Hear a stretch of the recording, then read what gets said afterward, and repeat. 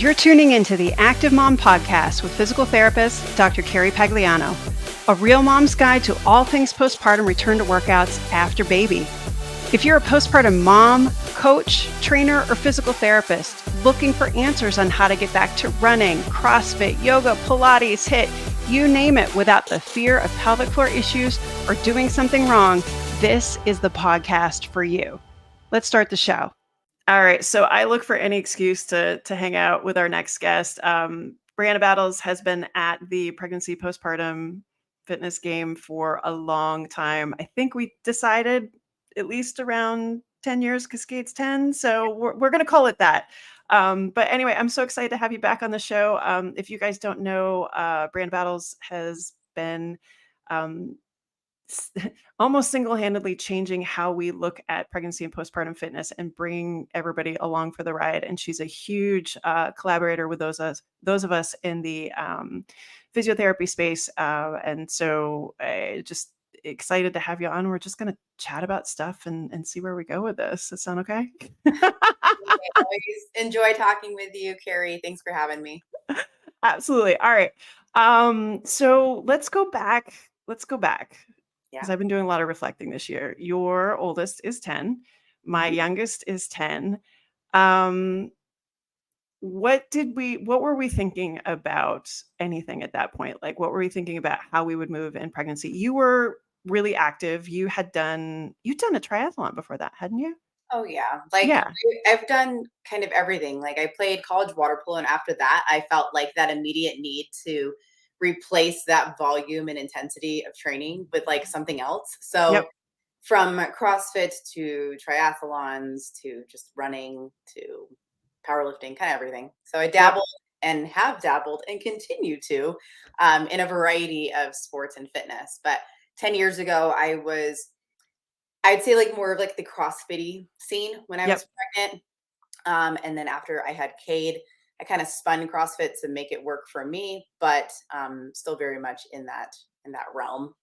What do you remember from kind of what your expectations were and how you were going to exercise in postpartum? Yeah, so back then, like social media just was not what it is today. No. Instagram was still really, really new. Um, so we were still like sharing on Facebook and collecting information solely from the social media that was available, like a lot of blogging back then.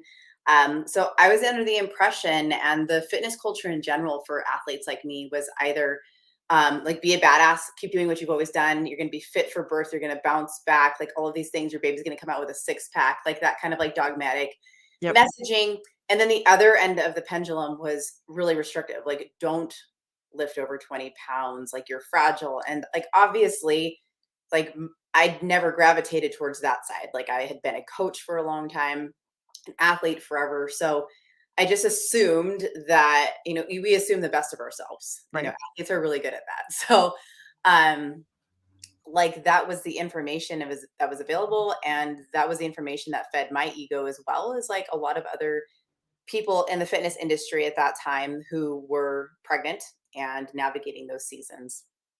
And then for you personally, like what did you run into? If you're like, all right, I'm going to go, let's do this. What did you figure out? Yeah, I mean, I trained I trained really consistently through pregnancy. I tried to kind of like maintain most of what I was doing, assuming that that would help me on the other side of postpartum. And it's not that like exercise doesn't have benefits. Of course it does, but it's the intensity, the load, and like the angle. Like why are we like what is like the root of why we're trying to like train a certain way? And for me, it was a lot of fear, I think, of like losing my body or my ability and things like that. So I just sort of assumed that I need to keep maintaining to help with birth, to help with postpartum. Turns out that there's zero guarantees, right? There's zero guarantees. Exercise is great, but it doesn't guarantee anything. I had an emergency C-section after a very like rough labor, unmedicated labor for like 30 something hours. Kate and I, like, we're just like lucky to be here. And it was pretty traumatic. And I just, this whole time, like after having him, instead of feeling like I'm so in love with my baby, I just felt like freaking traumatized. Like my whole like my belief systems were rocked around like, well, I was fit. I did everything right. I wanted Right. to have this natural childbirth or whatever. And I think that was just like the first moment of motherhood where you realize like you can have a plan and like it doesn't really matter. Like, cause there's just so No. many, like motherhood teaches you that it's great to have a plan and a preference, but then like your reality is what you have to actually figure out. Yeah. Um, Yeah. And I and think those of us in the field, I think it screws with even more because you not only question who you are as like a person, but you're questioning now your entire like career and paradigms and all of that. right. So it's like double whammy. Yeah, like, cause then you start to feel like you're, like, really elitist with the things that you were saying before, like, so I just Mhm. felt, like, embarrassed, I felt ashamed, I felt like I kinda did something wrong, and then, like, everything was hard for me, so I thought that I was gonna go into this, like, I'm really prepared, I'm really healthy, I'm really fit, Yeah. I, like, have all these preferences for how I want birth to be like and the kind of, like, mothering experience I wanna have, and then all of it was hard, like, breastfeeding was hard, like, Cade himself, his spirit was freaking hard, like, everything still is, I like, was gonna say, it's funny the things now that when they're older, you're like, "Oh, yeah, I saw that still 10 be years ago." yeah, like, I tell people, like, his spirit, like, is just affirmed over and over. I should have known from the moment I went into labor with him that, like, he was just gonna, like, rock our world in every Yep. single way, and honestly, it just makes so much more sense 10 years from now, like, I oh my know. god, little, like, game changer. So, um, I just feel like there was this period, the first year of motherhood, where it was just, like, trying to acclimate to what my reality was versus what I hoped it would be. So I Mhm. didn't even realize like the depths of depression and anxiety I had. I went back to work in collegiate athletics really early. I was stressed. I was bringing him everywhere with me. Again, nursing was hard, but I was so dogmatic in my belief systems that I didn't want to supplement with formula. And I just like tortured myself with the pump and nursing. Um, and then like I lost the weight really quickly, but my abs looked different and I like became like hyper focused and obsessed with my belly button, like what the hell is wrong with this, and then trying to figure out what had changed. And again, back then there wasn't this abundance of information, and the people that were talking about pre and postnatal fitness were either like be a badass and like show your progression of like losing your baby weight postpartum, Right. or it was like just kind of sedentary or really like minimal kind of working out, like nothing Yeah, that there really, wasn't anything in between at there all. was no in between. There was no Yeah. talk about diastasis or prolapse or incontinence or any kind of core and pelvic health stuff, nothing about like athletic performance during those seasons, like literally nothing. And Right. I started to figure that out. I was going to different doctors and practitioners and just trying to like get an idea, like reading through blogs that were like total bullshit, now that I look back. But it started to like give me clues, right? Yeah. And then you actually start to learn more about your body. You start to actually learn more about the physiological changes that occur during these seasons. But that wasn't just like clear information that you could easily find by Googling. No, It not at wasn't. all. It was really confusing. And um, I just had like a lot of misguidance. And it was through my own um I guess, trials with a pretty significant diastasis and what ended up being like a hernia, but was really more of just a diastasis, like hardly needed a repair. But I ended up having a hernia repair after my first. Um, just a lot of like medical misguidance, a lot of practitioner belief systems that were incredibly outdated. I just started to realize it was I knew I wasn't alone because I have this education and this experience as a coach working with women, and now I still want to be an athlete. I still very much identify as that. Yeah. There was this huge disconnect between, supporting female athletes through these seasons. Like there wasn't anyone supporting them in a really holistic way. Yeah. So that And kind of like kick-started the yeah. all of this. Well, and that's the other thing too, that like when you think back 10 years ago, I mean, how long ago was CrossFit a thing? I'm trying to remember.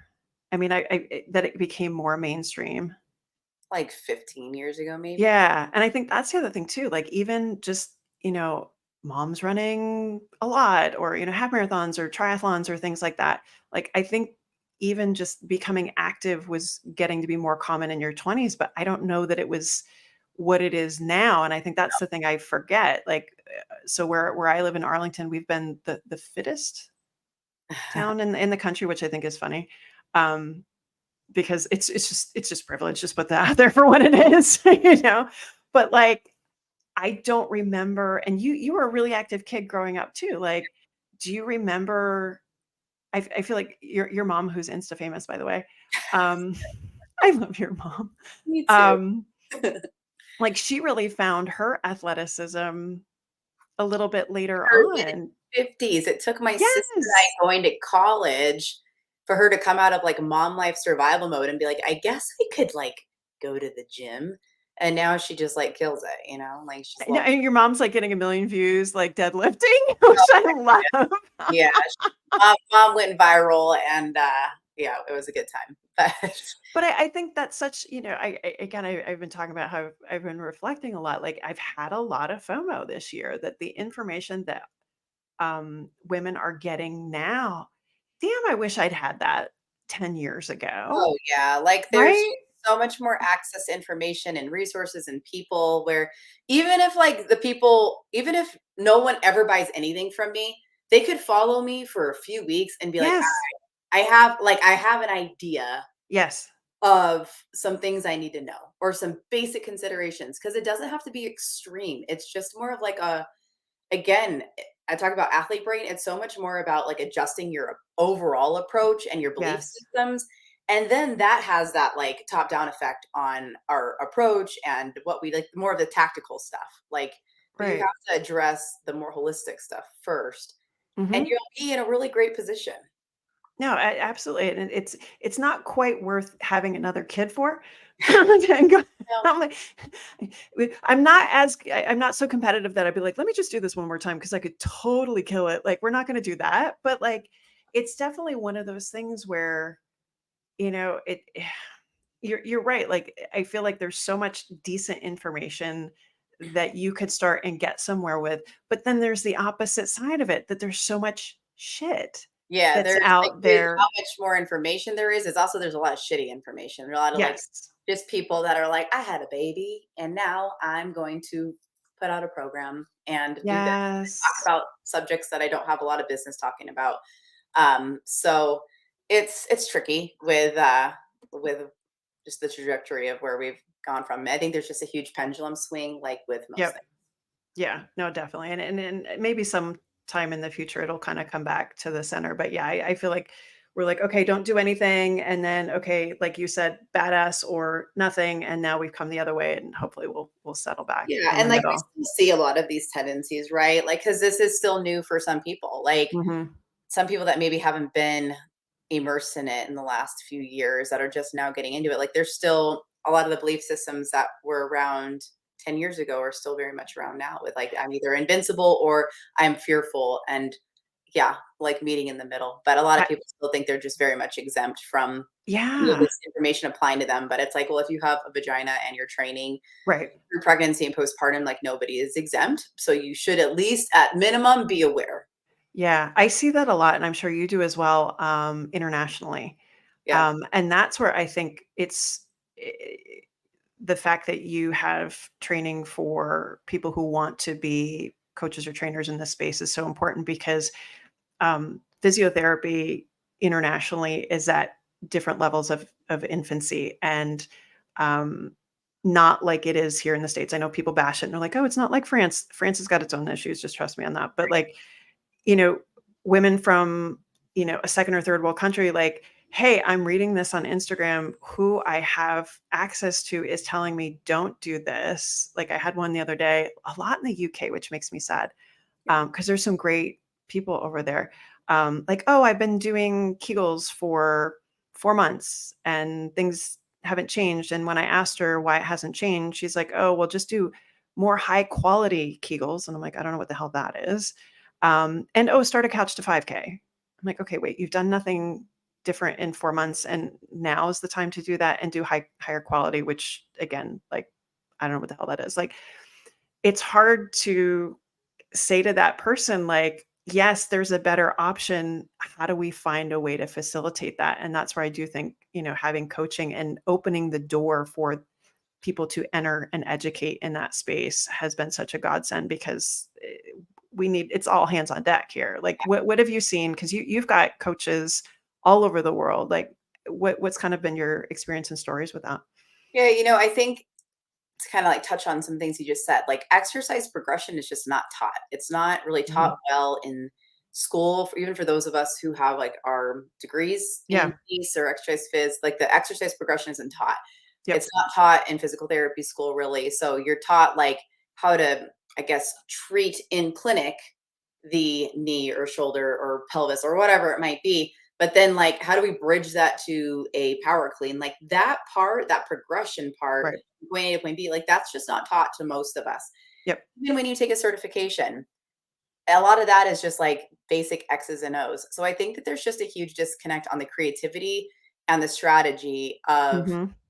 of progressing somebody, of progressing movement, of progressing symptom, of progressing performance, like all these different things. Like that is just not commonly taught. And so what I've tried to do in the PNPA certification is like, we're not just teaching pregnancy and postpartum. I'm teaching you how to think about this. Because if Yeah. you don't know how to think and you're just out there repeating, like that is the biggest problem in the fitness industry, but especially in a niche industry like the pre and postnatal industry. People just want Yeah. to be like, stop doing this at 12 weeks, start doing this at 4 months postpartum. And it's like, I've worked with such a range of humans, like Olympians and professional athletes to moms that like have never worked out a day in their life until they come Yep. into my garage. And it's like, while there's different considerations, there are themes we can go off of, but we have to be able to think through those themes at an individual level. And that's what I've really tried to do with this certification, is improve the overall quality of Yeah. coaching. Like again, not just applied to pre and postnatal, but like be a better coach. Be a coach who can think critically. Be a coach that can think really creatively, and then apply uniquely to yourself, to other people, because coaching is just it's so creative. Yes. And we've Yes. tried to make it just like repeatable processes, and that's just Right. not how it works. And so I'm trying to like rock this industry a little bit more, especially within the pre and postnatal space, because you just see like, well, they can keep doing this. Well, like, but that's a big generalization. So how do we like look at the nuances of this? And that's what's like so annoying on social media, is you see people like almost virtue signaling one way or the other. Do I this, do know. that, and it's like we gotta we gotta kind of zoom out, because while we have improved evidence, we're still like, what I try to focus on, especially when I get discouraged with all the virtue signaling on social media, is like, how do we connect the dots between strength and conditioning, like the performance realm, the psychological realm, Yep. and the physiological realm? There are changes happening to the body. There are changes that the body has now adapted to. How do we connect those three? How do we connect Yeah. them? And most people are only focusing on the physiological or the performance, and very rarely the trifecta, I guess, of the psychological, physiological, and performance. Yeah. No, and that's where I think you and I resonate so much on that. And I have such an issue with how we train our professionals. Yeah. I mean, PT school specifically, where I'm like, you paid a lot for an opinion. Let me hear what your opinion is. Do not give me your list of impairments. I want you to tell me what you think is going on and why. And then you get to choose how you want to approach that, which that's why we are doctors and not technicians. But unfortunately, we're throwing out a lot of technicians. We could do a whole other podcast on that. No, Yeah. but I was thinking yesterday, I had a client come in, and I think this is very much how you would handle it too. Um, her schedule is such that like we happen to not have a matching schedule. She works, in a school system. I had a day off. I was like, let me just come in. I'll see you because we're never going to match Yeah. up. And she comes in. She's like, I haven't been able to do anything. Her kids are all older, like older than mine. And she's like, yeah, I was able to notice breathing, but I wasn't able to get to this other stuff and like come in with the apology. And I get that a lot. And I was like, okay, let's unpack that. What's going on there? And she's like, well, I work and, my husband was out of the country and I have these 3 kids. And I was like, okay, great. That's not going to change anytime soon. And then she's like, oh, and I've had this onset of hip pain. I'm like, okay, how old are you? And she's like, menopausal. And I'm like, okay, what we do know is hormones can play an issue in lateral hip pain. Let's see where your BMI is and that. There's a paper on that. Let's chat about it. Let's make sure that the 2 minutes that you can work to do something is going to be geared towards that hip pain. Let's not even worry about the incontinence, because we know that there's a connection between hip pain and incontinence. So if we go after the hip pain, hopefully it's going to help the incontinence. And oh, by the way, let's figure out when we're going to do it. And we decided, because she's a mom of 3 with her husband out of the country, she needs 2 cups of coffee in the morning at 5 a.m. because that's the only time no one will ask her for things. We're going to do this program between her 2 cups of coffee, and it's like a minute and a half. And we spent time yesterday just doing that. Yeah. Instead of me being like, yeah, sorry, I can't help you because you were non-compliant and you didn't do these 4 exercises that you need to do. I'm like, why can't we just work with what we have? And that's where I think coaching, like, that's almost inherent to what you guys do, which I love. No, it is. It's like it's teaching them like adaptable discipline, that it's Yes. not an all or nothing. It's just an all or Mm-mm. something. And there are things that we can integrate into their lifestyle and their Yes. activities of daily living that aren't like, okay, I need you to do 3 sets of 10 of this like 3 times a day. Like that's not practical for anybody. And even No. people that are really disciplined like me, I'd be like, that's bullshit. I don't want to do that. Well, that's the thing too. Like, if you They don't can want fit to, into what I'm doing anyway, right, like right. you tell me to breathe differently during my deadlifts or do X, Y, or Z, well, then I'll be a bit more compliant to that. Well, but at the same time, if you give somebody a breast strategy to do a deadlift and you actually feel better, Yeah, then you're going to do it, right. which is what you said, like the make it work for them, the creativity, the critical thinking. Like, let's do something that's impactful instead of giving somebody a list of things that doesn't impact their symptoms, but they feel like they should do this list or show up to see you or that sort of thing. Like, why don't we actually do the things? But again, you have to be creative. For this particular person, I went through like 3 or 4 different exercises. I'm like, nope, that one's too complicated. That one takes too much equipment. Like, let's stick with these 2 because they're easy and you'll get them done. 100%. I mean, we see that so much, especially in the pre and postnatal space, is like, Yeah. well, these are good rehab exercises due to dead bug. And I'm like, a dead bug Oh, exercise is so freaking hard. Like that is one of the hardest it core is to get it right. Yeah. exercises. Yet Yep. that is blasted around the internet Yep. as being like this like great early postpartum movement. And I'm just like, this is such bullshit, like it just right. Like that's just one example of just that disconnect of wanting to categorize an Yeah. exercise as being safe or good. But we're like not looking at the intricacies of it and for like the human and what their specific needs are. So that's why again it's creative thinking, but also like a lot of critical thinking, and that is just not intuitive. So we have to better educate coaches, and I mean that's what I'm pretty freaking committed to doing.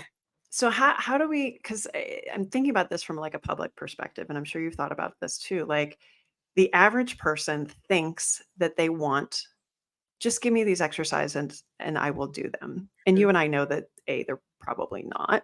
And B, if they do them, that might not be the right stuff for them, or they might not be doing them correctly, that sort of thing. How do we shift the public's mentality from give me this list of things to do to actually there's a set of things that would be great for you for a lot of different reasons, which include physiological, psycho-emotional, like logistics. Like, how do we shift?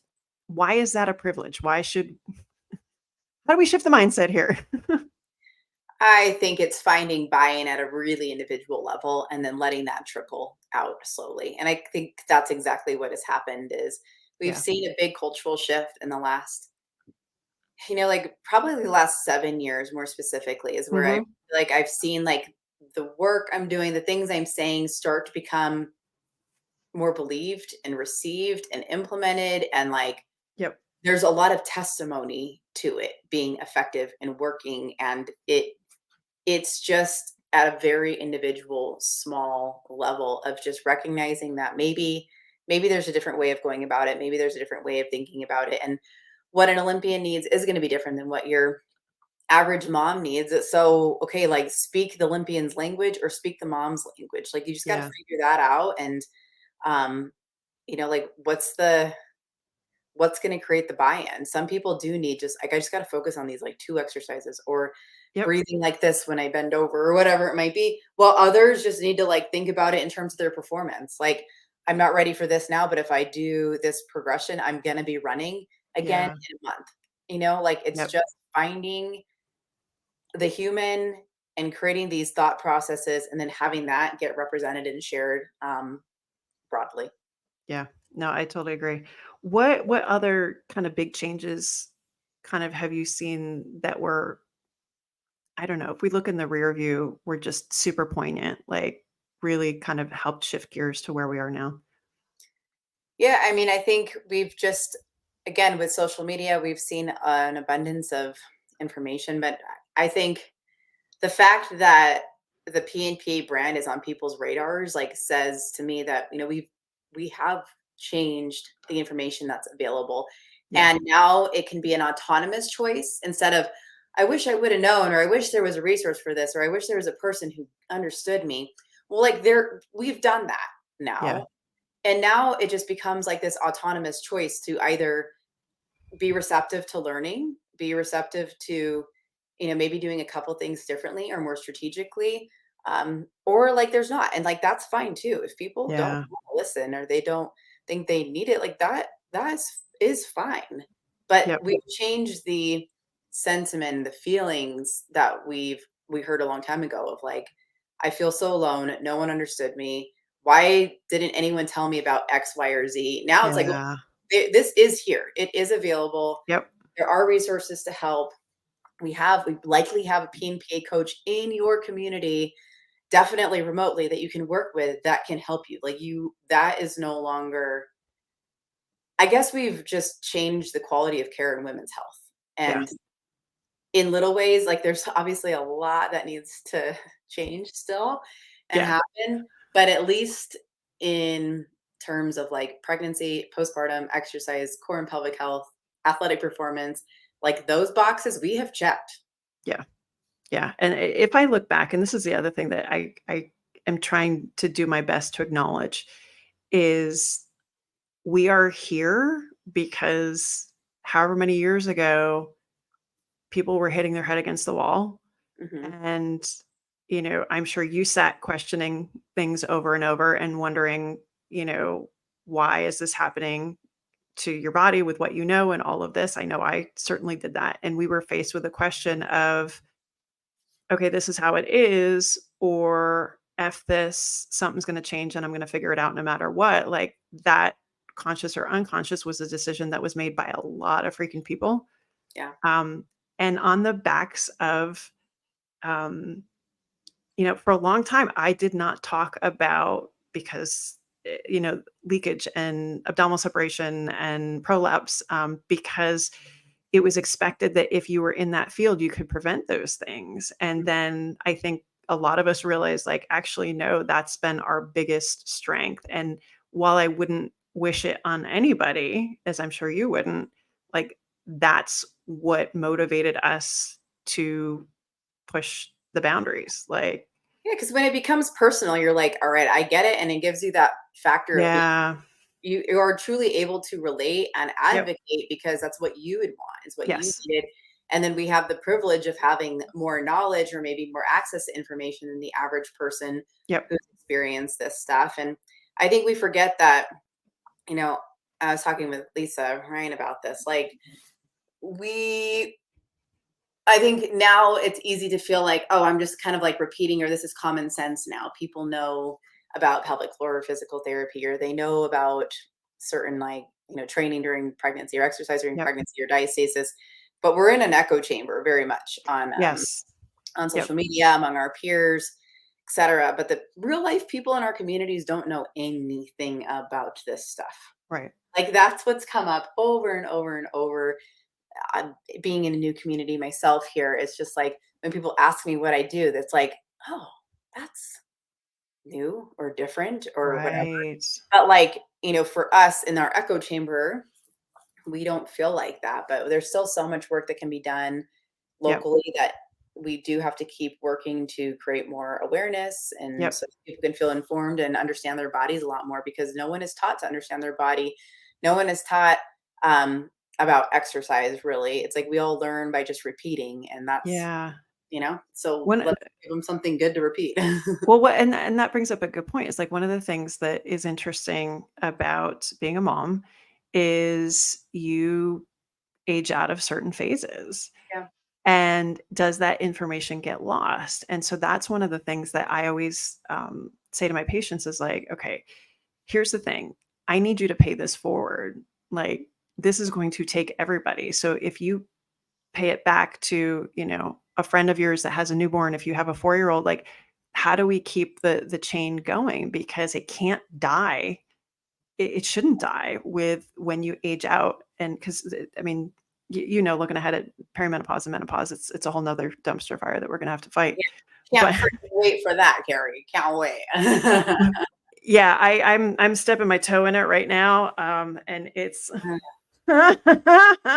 giddy up. Just Like for trailblazing that one first, I guess. Oh man. yeah, I told Lisa that the other day. I was like, so I'll write the cliff notes, but I was like, I'm a little tired from this whole postpartum thing, but damn, I gotta like, you can't just like rest. And so yeah, that's a whole nother animal. But I Yeah. think that's an important thing too, to be able to, you know, amplify to your community to keep passing it on. Because Yeah. there's still freaking stereotypes that keep getting passed down to new moms that should have died a really long time Oh, yeah, ago. but I mean, and they're not gonna die, you know what I mean? Like, bad information Oh, takes forever to die, good information I takes know. forever to grow.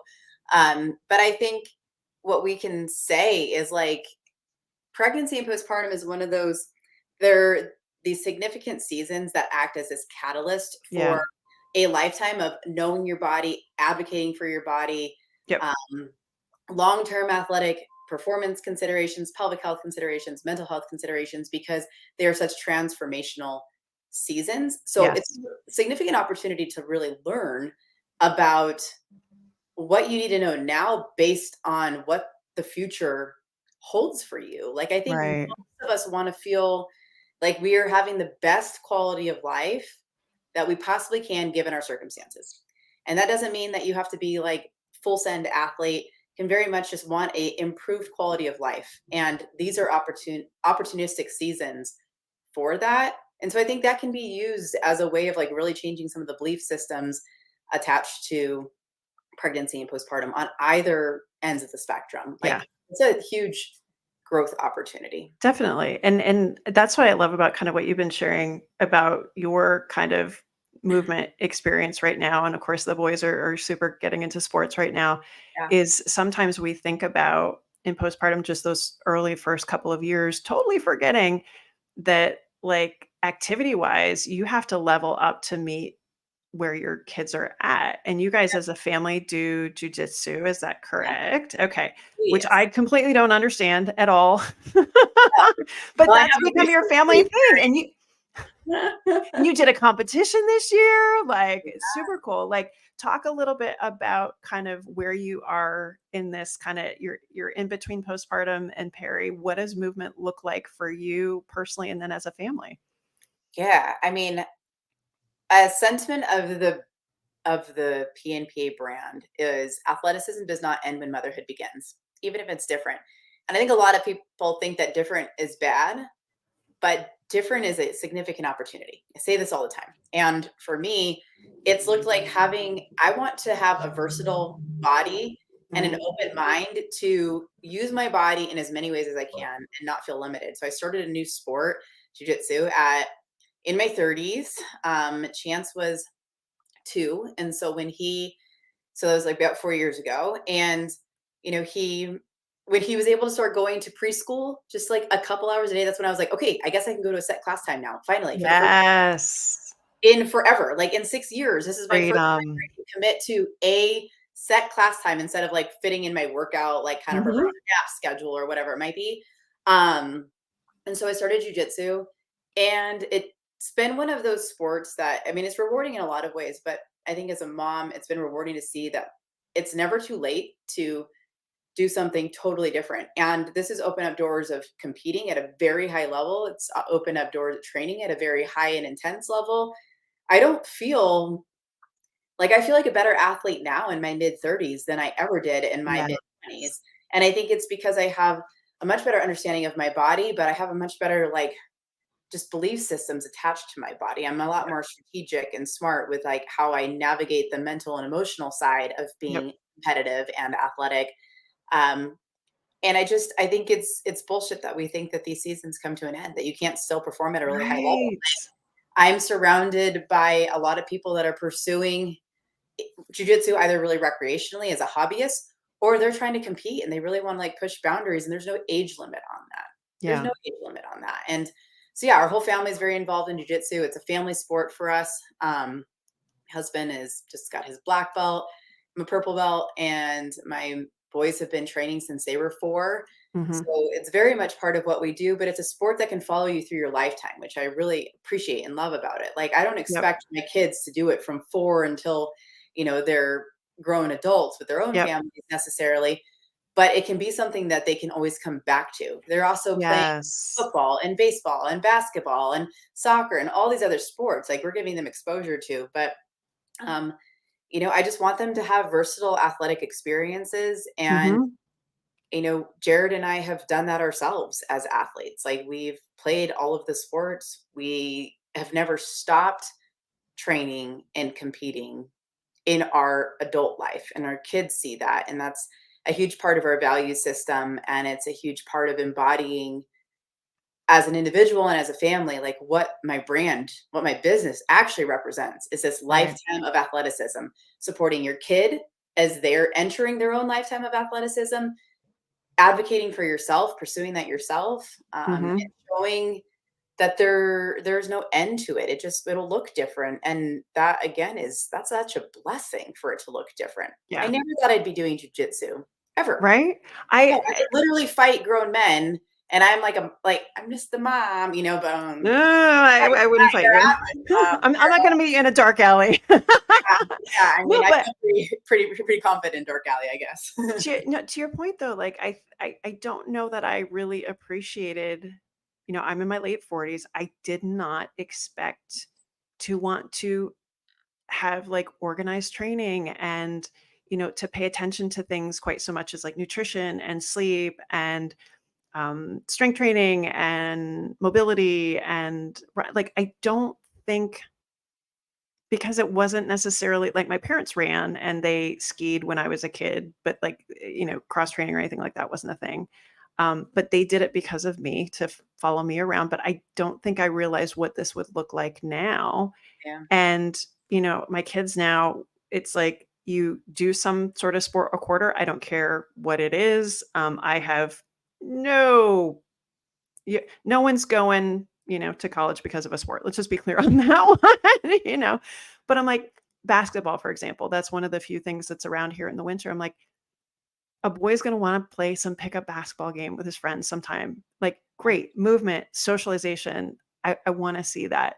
Like my daughter being on a relay team with swimming, like that girl gang, being, friends with your teammates and being able to work towards something together. There's something that comes along with that. And you're right, it doesn't die when you get No, older. we still need that. We literally still crave the ability to have, like, Yeah. pick up sports, right? Like, I what jujitsu turned into for me is, like, at 12 o'clock on a Friday, I'm meeting up almost like to play, like, pick up jujitsu with a bunch of my friends that they can range from, like, 16 Yeah. like their 60s, like in one class. Yep. I could be your mom or I could be your daughter. Like that's the spectrum of That's so people that cool. you interact with. And it's such a melting pot of people. And we need that. We Yeah. desperately need the ability to push yourself, to challenge yourself, to learn Yep. something new, to know that like you're never too old or too cool to learn something new. Yes. And push yourself athletically. Like, and it can all be adjusted and modified to fit what your needs are. Like, Yeah. that's what people don't get about any sport. I'm using jujitsu because that's a very front and center example for me, but there's always something new to try that can be adapted to fit your specific need. Yeah. That's the And beautiful thing about exercise and training. and the point I want to make here too is full clarification that you and I both have kids that are older. And I started CrossFit when my youngest started full day preschool, and Yeah. I had a second to rub together. And you started doing a lot of this other stuff same time. Is like if you've got if you're in the weeds basically, and you've got toddlers and little infants and that sort of thing, you're like, oh my gosh, how do you have time for all this stuff? Please Yeah. understand that like we didn't do that when they were baby. Like Well, that's and just that's why I appreciate it. I have such appreciation for the fact that I'm like, where my business is at, the fact that I yeah. am my own boss, like, Yep. for the season of life my kids are in, I have a lot of privilege and opportunity attached to Hmm. the kind of training I can do now. Yeah. But 4 years ago, 5 years ago, that was not like that. My training Right. was I was still training a lot, I was still training hard, but I wasn't training for a sport. I was training during nap time or early in the morning or just kind of fitting it in wherever, and, Yep. and it's fine. There's a season for everything, and it Yes. makes you appreciate the fact that, like, it's not over even if it's different. Right. And the older they got, the more windows of opportunities opened up. And that's Yep. not to say that, you can't do shit when they're little. Like, there's still so much that you can do Yes. and accomplish and perform. It's just like It's find different. what works for you Yep. during that particular season. Like newborn life, you're probably not going to be doing early morning workouts. Like I had a post a while back that was like, I appreciate working out early in the morning when my kids are still sleeping because I can now. When I Yes. babies, when I was first thing I needed to do in the morning was nurse, like morning workouts were just not an option. And that's okay. Even if I had a preference for that, Yep. that was not my reality. And I wasn't willing to No. sacrifice like add extra stress to get in a workout and pump. And I just wasn't willing to do that. And Yeah. it's saying that like it's okay for certain seasons to look different because they are not forever. They No. are not. And It will that's change. one thing I wish I had done a little bit differently. I joke around that I'm stubborn because I'm Dutch. I'm sure there's other reasons for it, but it I have always been a morning exerciser, and when you have little kids, it's really hard to do, if not impossible. And so after I had my daughter, I was like, all right, well, this is just not going to be the time for it. And I Mhm. probably could have worked out at other times during the day. It just wasn't something that I was like, willing to navigate. That's something that I wish I'd been a little bit more flexible on. But again, now, my husband's going out of town next week. And I was like, well, maybe I shouldn't go to the gym. He's like, you can, they're still asleep. It's fine. They're old enough. It's legal. It's all fine. No one's going to die. Yeah, and that's what like I call adaptable discipline. Like Yeah. states are naturally very disciplined, but with that, we typically tend to be rigid discipline. Hmm. And when you become a mom, it's your first reality check of the need to Yeah. have adaptable discipline. You can still have discipline, but how it presents, how you go about it, like that's what has to change and be a little bit more adaptable so that you Yep. can make the progress you want. You can, still be Yes. who you are, and how you go about it complements your life rather than like adds to the stress and complexity of it.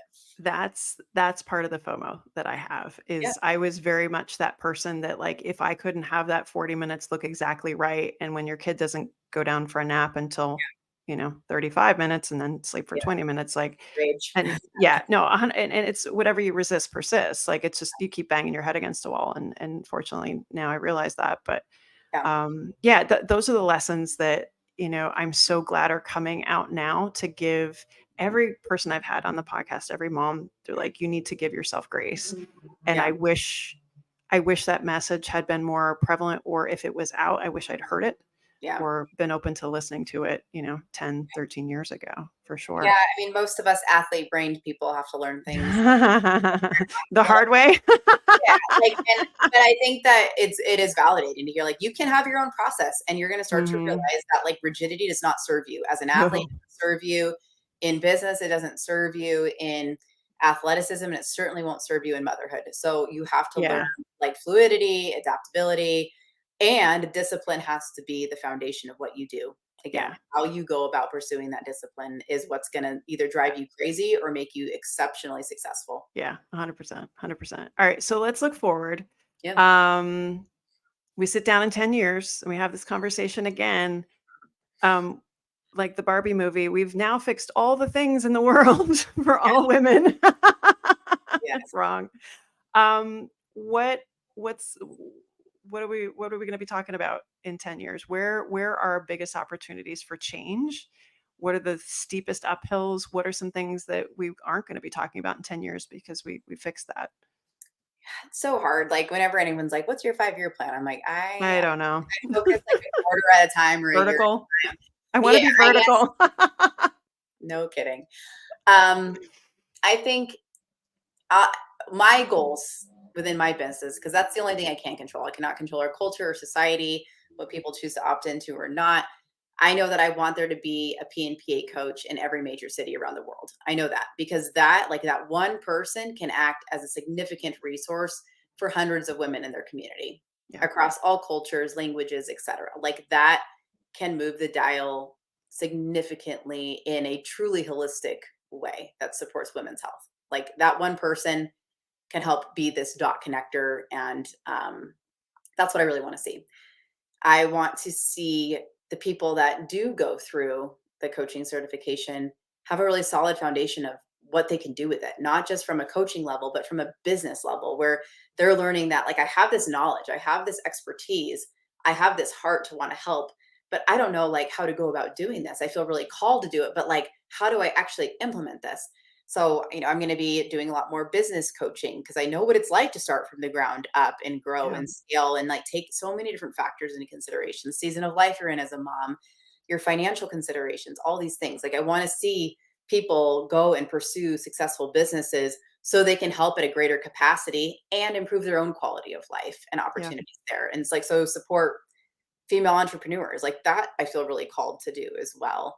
Um, the PNPA combat, I'm building that out. So, Cool. there's I feel like MMA and jiu-jitsu and all the extensions of mixed martial arts, like that is where CrossFit was for women 15 years ago, where there Mhm. was women doing it, but we're still, even though there are a lot of women who are doing it at very high levels, um, many, many, many who have come way before me, but I'm still one or two of the women in my class most of the time. There's not a lot Mhm. of us in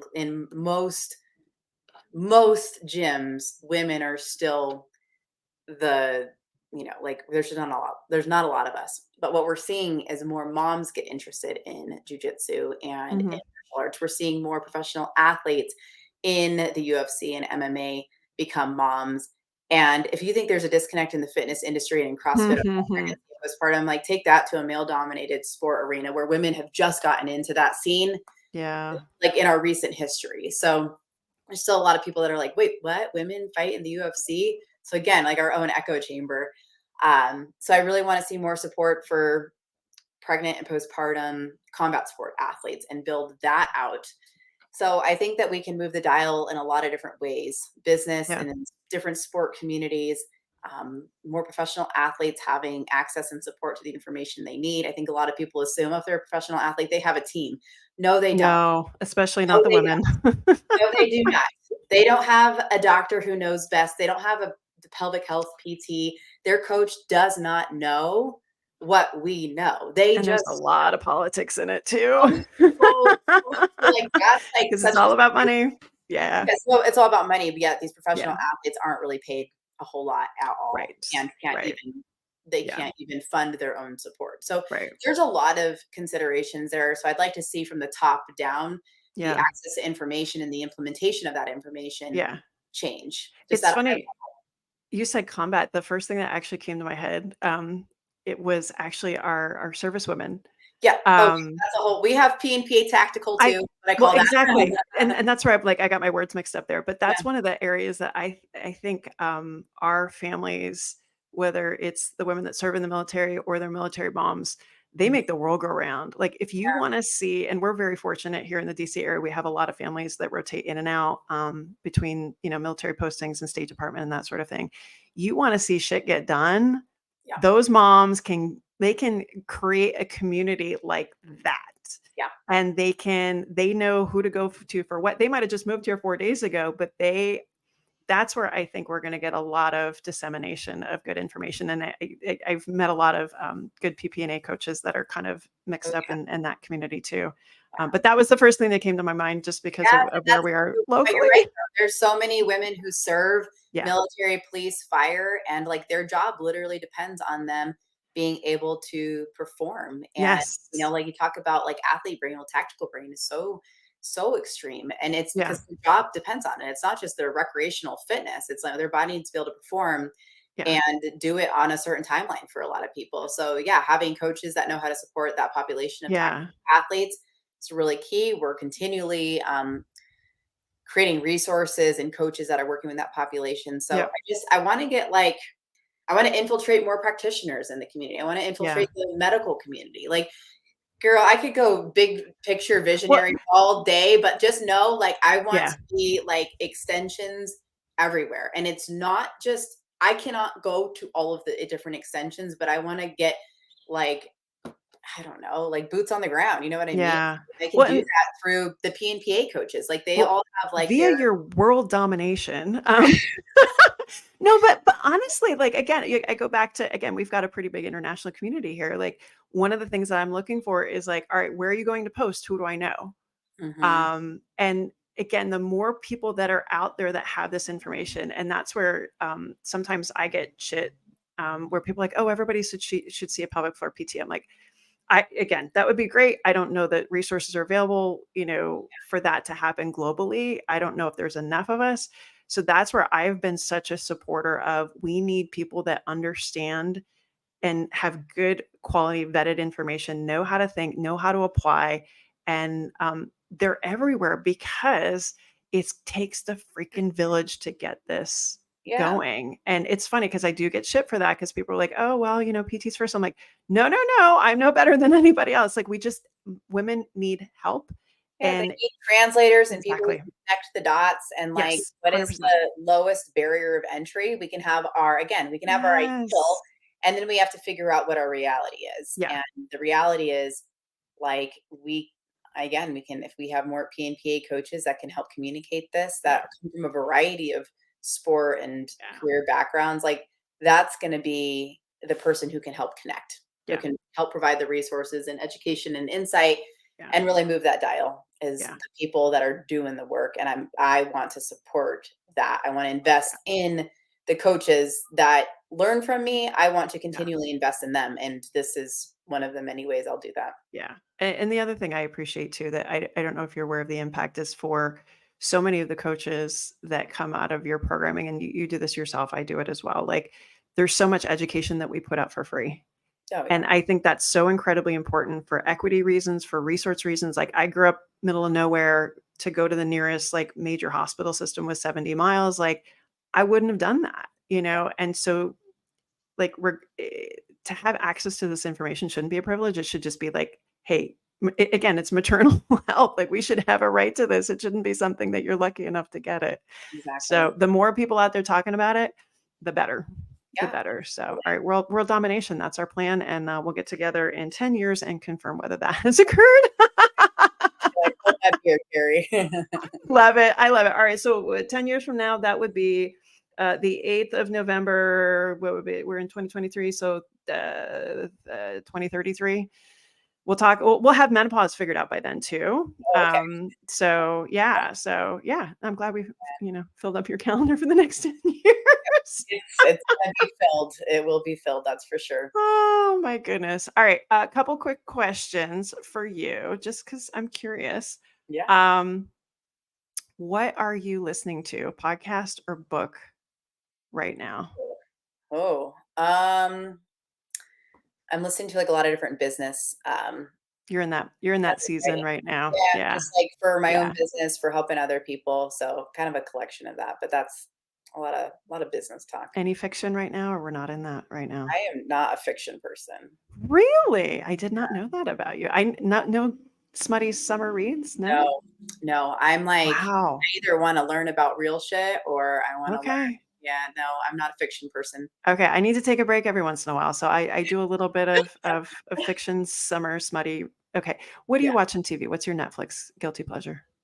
I'm so boring, Carrie. Like these questions are awful because I'm like not a Girl. movie or Netflixy person. I watched Ballers though, or I'm watching that on Oh, with The Rock. yeah with The Rock.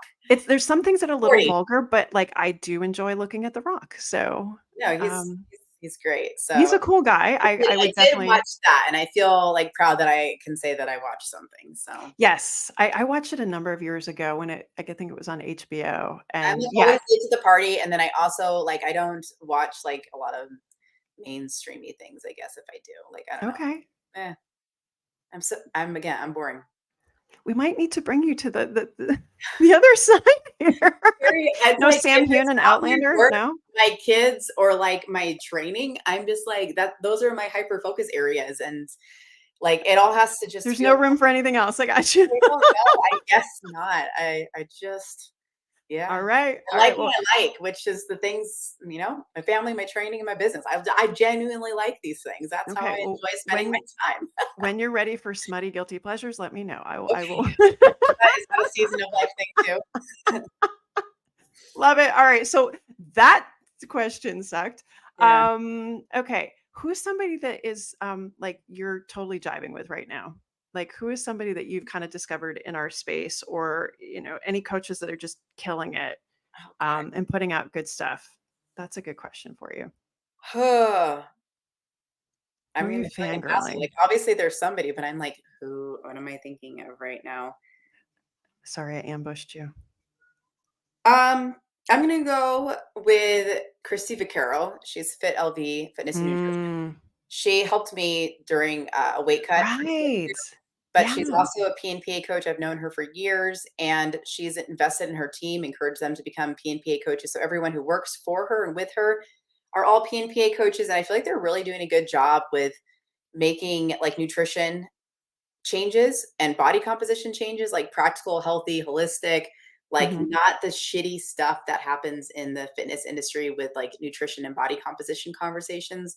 So I I feel like like that. she's doing a really good job of scaling her business and investing in it and expanding her work. Cool. We will check her out then. Yeah, Awesome. All right. If you want to know more about Brie, you can find her on Instagram, Brianna.Battles and pregnant.postpartum.athlete. I'm sure we'll talk again before 10 years from now. But as always, thanks for all the work that you do and the advocacy you have for moms and hanging out with PTs and putting up with us and all that good stuff. So thank you, absolutely. my friend. Thank you, Carrie. Did you enjoy the podcast? If so, leave us a 5-star review on iTunes and tell a friend to do the same. Are you a postpartum mom or postpartum pro wanting to know more about getting back to running after baby? Check out all my free goodies on carriepagliano.com. This podcast represents the opinions of Dr. Carrie Pagliano and her guests to the show. The content should not be taken as medical advice and is for entertainment purposes only. Always consult your healthcare professional for any medical questions.